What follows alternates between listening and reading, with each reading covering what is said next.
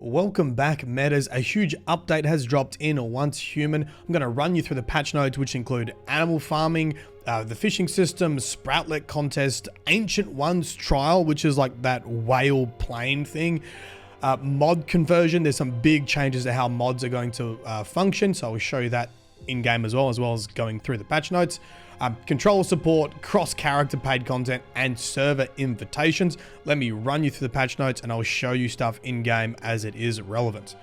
Okay, starting with the new animal ranching feature. A brand new animal ranching feature is now available. Capture and raise animals and build the post-apocalyptic ranch of your dreams. Most animals encountered in the open world, including deer, wolves, sheep, wild boars, bears, rabbits, and crocodiles. Oh, crocodiles. I'm Australian.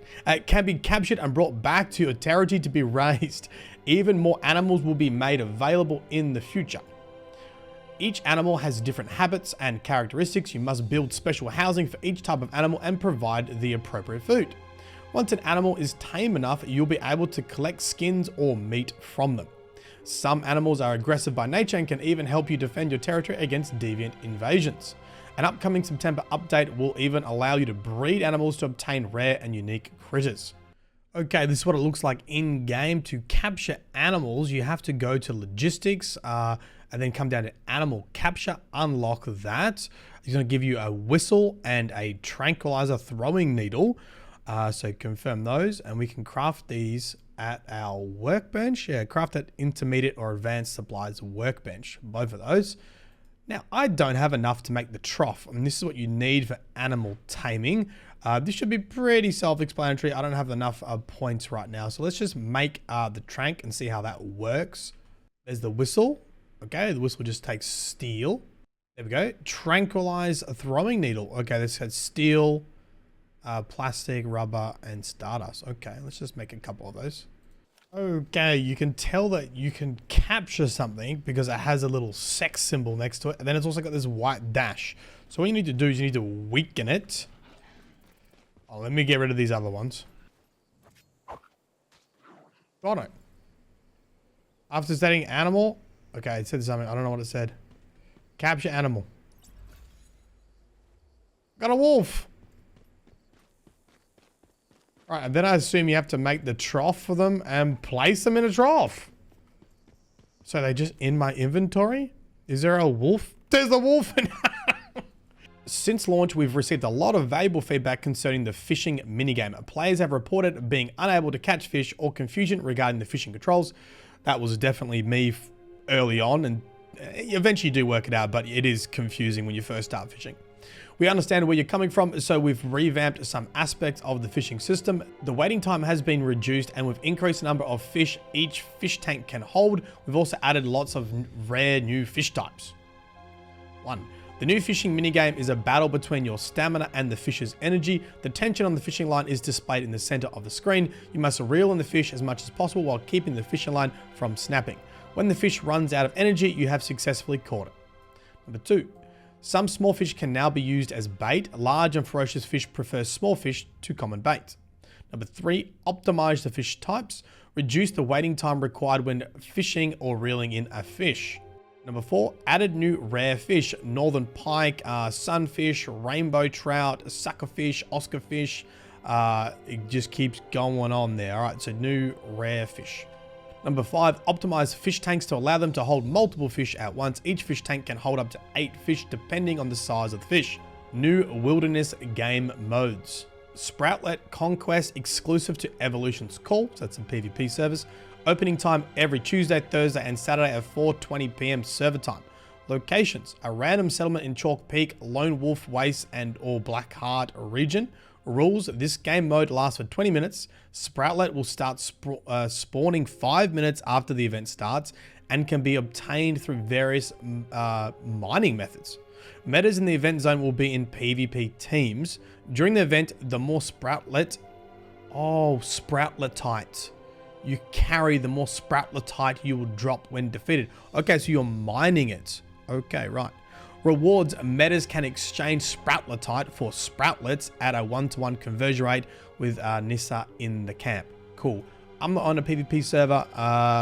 You have to let me know how that one goes.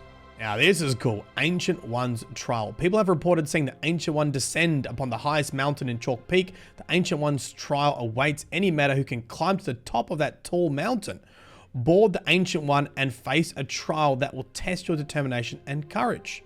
Metas who earn the Ancient One's recognition shall receive lots of rewards. Call upon your most trustworthy companions and attempt the Ancient One's Trial together. Okay. Mod conversion. This is the big one. Number 1, mod conversion is unlocked when you reach level 40 in the novice season or when you enter a non-novice season.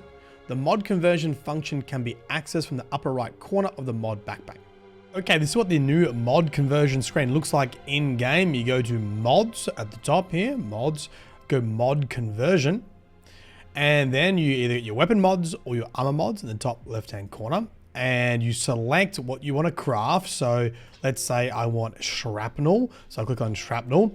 I then select the mod type. So shield breaker, shrapnel smash, shrapnel souvenir. And then you can choose the suffix. So you can choose violent, precision, or shrapnel. I don't have enough of them. So for, let's say I want to do violent because I want crit damage. So I click on violent. And then you see here, you got 0 out of 4. So 4 of these have to have a violent as their suffix for me to get this. So the cool thing is it can use anything. So, yeah, this is bounce. This is another shrapnel one. So you can use mods from other categories that aren't shrapnel based, but as long as they have violent as the suffix, you can use it. So I can bang these in. So there's bounce, that's shock, that cowboy, I'm not using that. Keep that just in case. Another bounce. Cool. So now I've got 4 in there, and this will give me shrapnel souvenir with the suffix of violent, and I can use 2 any other ones. I can use any other 2 that don't have to be violent to get the suffix. Now the cool thing is if you use enough with the purples. So if I do this, right, so all of these have at least 1 purple mod in them, and you'll see now it says guaranteed to be epic and a maximum of 1 normal. So it means that only one of them's got only one as secondary attribute will be normal, and you're guaranteed to have an epic. And then you just click exchange. I'm not doing this now because I want to play around with it a little bit more and really determine what I need in my build. But yeah, that's how it looks in game. Controller support. Once Human now supports game controllers, experience the game in a different way with your favorite controller. The game will automatically detect your controller's button layout. Currently, Xbox, PlayStation, and Switch Pro controller layouts are available. If your controller is not correctly recognized by the game, please report your controller's model and preferred button layout to us. You may choose from any of the following preset control schemes. Default, suitable for most Once Human players. Left-handed, suitable for left-handed players. Shooter, similar to mainstream shooting games. Action, similar to mainstream action games. You can choose which preset to use or customize your own control scheme at the settings screen. As control support is a new feature, we're still optimizing some parts of the game for controls, and controls may not work with all features.